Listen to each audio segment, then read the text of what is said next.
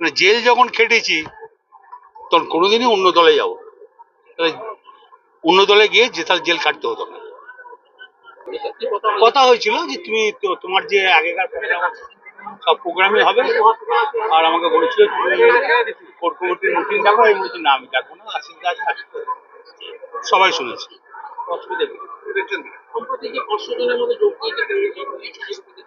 তাই কেউ বলছে নলাটে, তুই কোন ছেলে, তুমি তো ভুলভাল বলো, তুই কিছু জানি তোমাকে উত্তর দেবো দেখেন। না তাহলে নলাটি তো নয়, তাহলে নলাটি বললে কেন? না নলাটি নয়, না নলাটি নয়, মানগ্রাম আসন বিধানসভা। না আমি আজকেই শুনেছি, আমি কাল শুনি, যারা গিয়েছে তারা ঘুরে আসে। দলের পলিসটা সাংবাদিকদের বলা যায় না, একটা বড় চ্যানেলের সাংবাদিক, দলের পলিসটা বলা যায় না। যেমন আজ অসিদ্ধা 4 কোটি টাকা দিল, এটা একটা বোলপুরে ধরো তোমার ছেলে, আমার ছেলে মেয়েরা, নাতি নাতনিরা স্টেডিয়ামটাকে বাঁচালো, তাহলে বিরাট টান। অসিদ্ধা কাল থাকবে না, আমি থাকবো না, তুই লোকে বলবে অসিত বোলপুরে এমপি ছিল, ওই টাকাটা দিয়ে গেছে।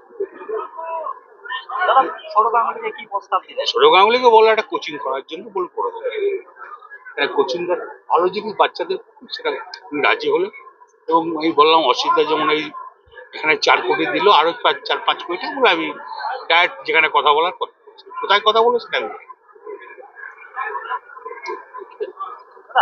আজকে বিকাশদা বললেন, বিকাশ রায়চৌধুরী অনুব্রত মন্ডল কখনো পদের জন্য দাঁড়ায় না। আমি তাহলে আমি আমার পদ পদ না পেলে অম্বল হবে এরকম ধরনের মানুষ নয়। আমার তো মমতা ব্যানার্জি রাজ্যসভার মেম্বার করতে চেয়েছিল, তখনই হয়ে যেত। আমি হলে তো অনেক আগে এমএলএ এমপি মন্ত্রী সবই হয়ে যেত। পদের ময় আমি করি না, আর পদ নিয়ে আমি চিন্তা ভাবনা। মানুষ সঙ্গে থাকতে পারলি, মানুষের পাশে থাকলি, সেটা আমার কাজ। আর মমতা ব্যানার্জি করবো, মানে জেল যখন খেটেছি তখন কোনোদিনই অন্য দলে যাবো, অন্য দলে গিয়ে যে তার জেল কাটতে হতো না।